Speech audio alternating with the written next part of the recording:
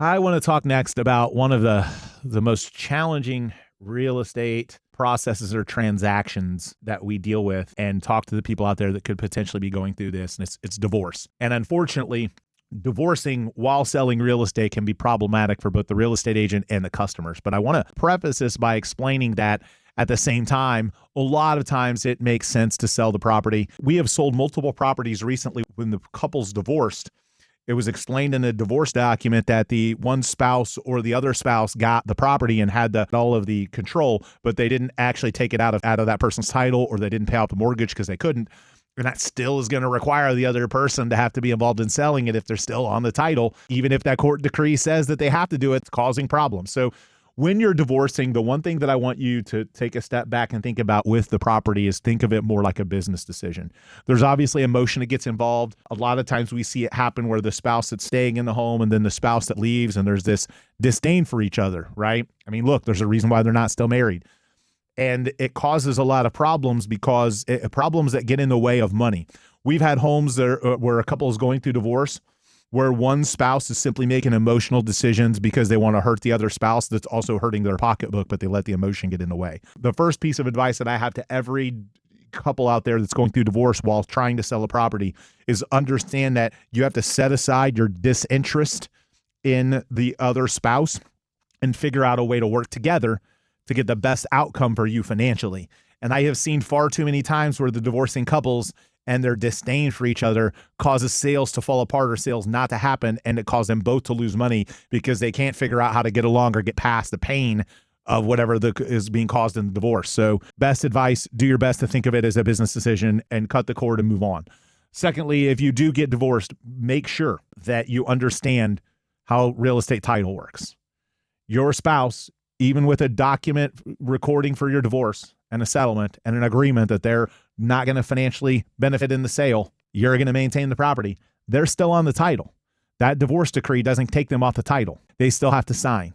You're still going to have to deal with them. You're still going to have to get them to sign. And unfortunately, if it's that broken, they can resist. And then you've got to go through a legal process. And then guess what? Your buyer might walk, and then you lose your sale. The best in every possible scenario, my recommendation is refi the spouse off, pay off the mortgage, do a quick claim deed, completely get them off of the property somehow. That's the best advice I can give you.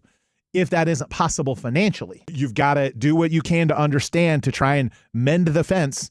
You're not going to be able to waive your divorce decree at the title agent and say, but it says here that it's my house. That doesn't change the title scenario. And if they were on the original mortgage, and, so make sure you understand that ex-spouse, assist you in selling.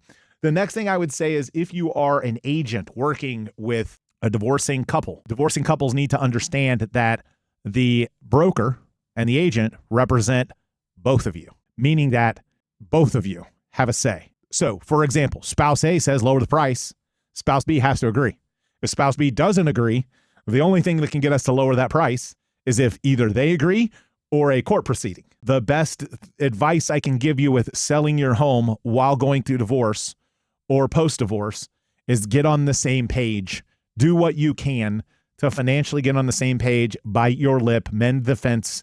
If you want to light into them on text messages, wait until after the house is sold, because they can cause a lot of problems. If you bother them and, send them a nasty gram text and then they're ticked and then they don't sign, and then the week or two that they wait causes you to lose the buyer, and then you want to, it's just a domino effect. You've got to try and find a way to cooperate to get through the sale of the home. And you have to understand that the real estate broker represents both of you, meaning that if you're both on title, you both have to agree and approve to everything that happens. So if one spouse says, I want you to do this, and the other spouse says, I want you to do this, we don't have an agreement by both sellers, meaning that we can't move forward. If spouse A says lower the price, spouse B says no, or spouse A says raise the price, spouse B says no, we can't do anything. It doesn't matter that you're the one that made the money, or it doesn't matter that you're the one living in the house. It matters who's on the title of the property. That's who has the authority to take action. And we have to get a commitment from both parties when both are there. We represent both. So we're stuck in the middle. It's why you'll hear real estate agents regularly joke that in addition to selling real estate, we're also therapists, because we're in the middle between spouse A and spouse B that hate each other. And we've got to try and find a way to get you to cooperate in order to move the house and get the home sold. So hopefully that's helpful information for you. If you are going through divorce, I pray for you. I'm sorry. It sucks. And it sucks selling real estate when you're going through it, but hopefully those tips help you as you navigate that process.